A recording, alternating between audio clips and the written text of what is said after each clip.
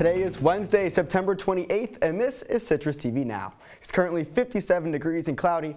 I'm Tyler O'Neill. Here's what you need to know. The university's Latinx Hispanic Heritage Month Cafe Con Leche series is hosting a discussion on celebrating the first-generation college student experience. Featured speaker, first-generation college student, philanthropist, and photojournalist Saul Flores discusses his experience and is leading the discussion between 4 and 6 p.m. today. Cafe Con Leche events will continue and can be found on the university's calendar page.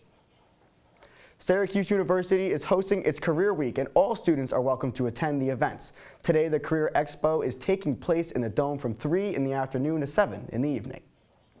This event will offer students the opportunity to meet professionals who are eager to help students launch their careers.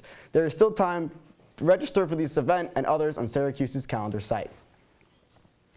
Also today, Syracuse VA Medical Center and Syracuse University's D'Angelo Institute for Veterans and Military Families is presenting its first talk on suicide prevention education. Veteran suicides account for about 18% of all suicide deaths in the country, while the population of veterans takes up only about 8.5% of all adults. The discussion starts at 5 in the afternoon today at the National Veterans Resource Center. The Onondaga County Health Department is hosting a monkeypox vaccine clinic tomorrow. The clinic will be held at the County Civic Center in Syracuse and will run from 9 a.m. to 3 p.m. Both first and second doses will be offered. However, those looking for a second dose must have received their first dose at least 4 weeks ago.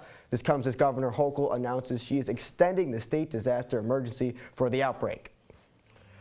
Coming up after the break, an update on Hurricane Ian and more on your local weather. Stay with us.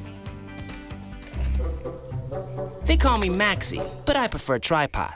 I was your above-average four-legged homie, and then wham, bam, minivan. Some people pity me. Now that's lame. I still run, fetch, and swim. And the ladies love me. I'm the ultimate wingman. Just don't ask me to high five.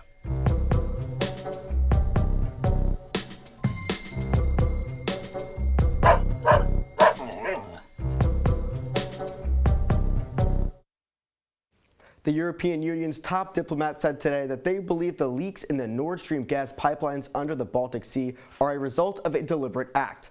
While the actual cause is unknown, officials explain that 3 leaks only miles apart seems unlikely to be a random occurrence, considering that they are not fragile and built to withstand their conditions.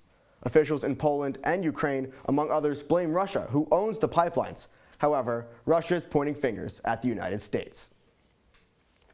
Hurricane Ian hit Florida's west coast this afternoon with winds sustaining 150 miles, coming close to being considered a Category 5 hurricane. This is one of the most powerful storms to hit the U.S. in decades. Forecasters say to expect extremely dangerous rains and winds along Florida's west coast and inland. As of this afternoon, more than 500,000 residents are without power.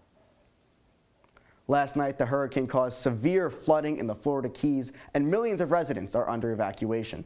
Governor DeSantis warned this morning that it is too late to evacuate from Lee, Sarasota, and Charlotte counties, and officials in Cuba are working to restore electricity after the entire island lost power last night, and at least 2 people were killed.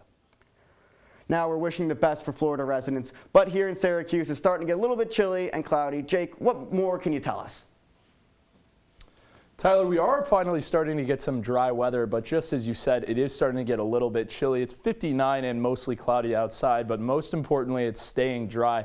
Feels like we've gotten rained on for the past week here. It's been rain all this week and a lot of rain this morning. Now let's look into tonight. 49 degrees and the temps continuing to drop, and that cool will stay into the morning. And speaking of the morning, let's take a look at our 3-day forecast into tomorrow. 58 degrees is the high, so if you're walking to class, you might want a sweatshirt, might want some sweatpants. And Friday going to be a nice day, 63 degrees and mostly sunny. Saturday, be glad we have a dome because we're going to get some rain at night. Bradley, what do we got coming up on Live at 6? Jake, coming up on Citrus TV's News Live at 6, Maddie Stelk speaks to local parents and medical experts sounding the alarm on the impending I-81 project, what they're worried about, that and more next at 6. That's all the time we have for you today on Citrus TV Now. For more of the latest, follow us at Citrus TV News on Twitter or check out our website at citrustv.com. I'm Tyler O'Neill. Have a great evening, Syracuse.